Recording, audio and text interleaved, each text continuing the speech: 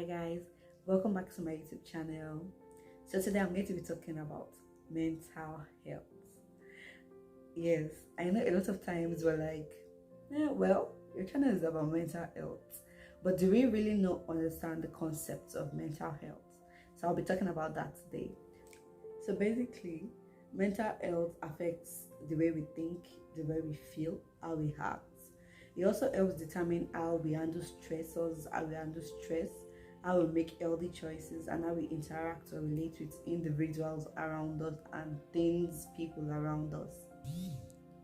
Mental health includes our emotional, social well-being, and our psychological well-being. It encompasses the three, which is our emotional well-being, our psychological well-being, and our social well-being. Mental health is important across all stages or spheres of life, be it from childhood, adolescence, through adulthood. It's important for us to note that the mental health of each individual, it could be a child, it could be an adolescent or an adult, is very important.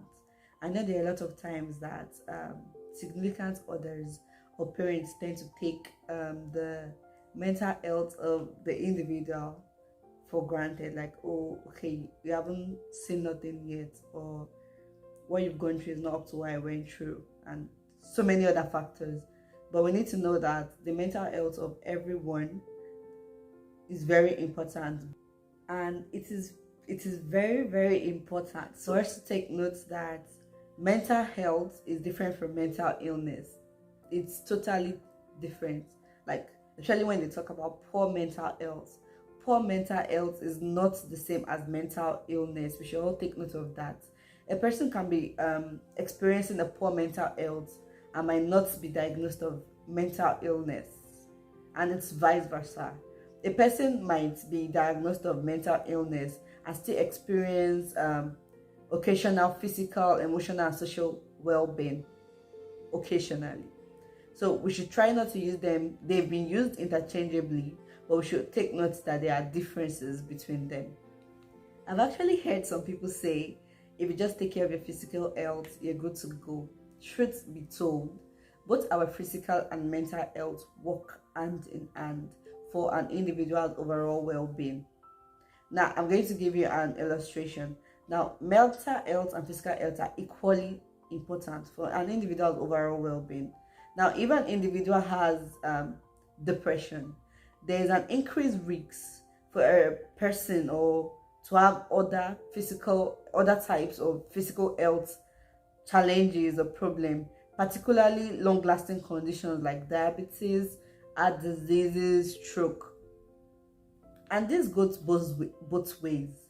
Similarly, a person with physical health challenges is also at risk, or a person with a chronic condition is also at risk of developing a mental illness.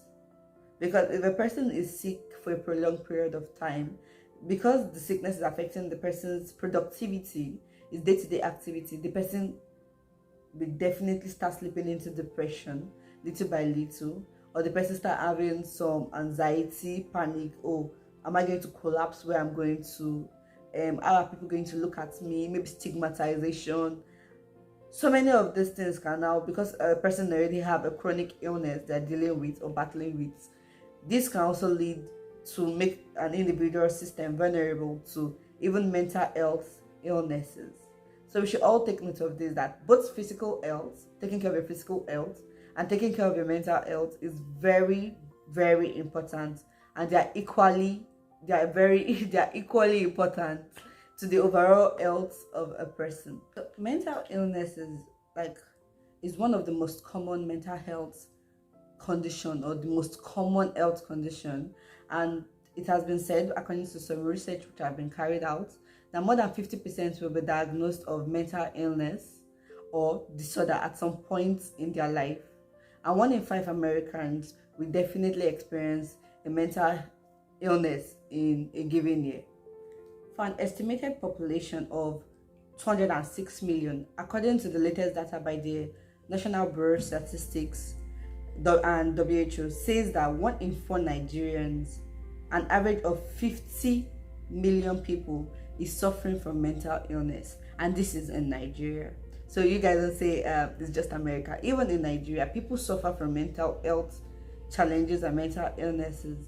The other times you say, oh no, it doesn't affect people over there, it doesn't affect this race, and no, mental health cuts across everyone. Now, for clarification purposes, now I'm going to talk about the statistics in the world.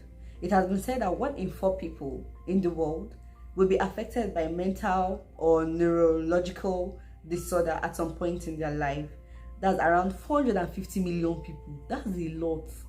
Are currently suffering from such conditions already, placing mental health disorders or mental disorders among the leading cause of health or ill health and disability worldwide.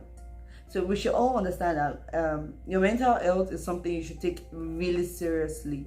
A lot of times we trivialize it a lot, but please take your mental health serious. It's very important. I'm pretty sure right now you're like, oh, what actually even causes this mental illnesses and all that? We should all understand that there's no single cause for mental illnesses, in that sense that it doesn't work in isolation. There's no particular thing that you say, oh, this is what causes depression in individuals. But there are so many factors that can contribute to the risks of mental illnesses. We have history of abuses, like early life experiences, especially for children, for young people, history of abuses or traumatic experiences. It could be child abuse, it could be sexual assault, weakness and violence, whatever it might be, could also be a cause that could add or contribute to the risks of mental illnesses in an individual. Another factor that contributes to the risks of mental illnesses in an individual is people going through or people experiencing chronic illnesses or chronic medical conditions such as cancer, diabetes, and so many other chronic illnesses. And then we also have biological factors or chemical imbalances in the brain of an individual. We also have the use of alcohol and drugs. Of course, they can affect individuals as persons. We have feeling of loneliness and isolation. This can also contribute as a factor. It could be a contributing factor to reasons why people get susceptible or open or vulnerable to mental illnesses. Individuals and people can experience different types of mental disorder or mental illnesses, and they can often occur at the same time. Now, mental illness can occur over a short period of time, or it could be episodic. I'm very certain that most times when we talk about mental illnesses or mental health challenges or mental disorders, the major things that come to people's minds are schizophrenia, depression, anxiety. And just to let you guys know that there are so many types of mental illnesses or disorders out there. There are more than 200 out there. So a lot of times we just dwell on the 2 and people are going through a whole lot. So we need to get ourselves more vast with this, with these things, and help both ourselves and those around us.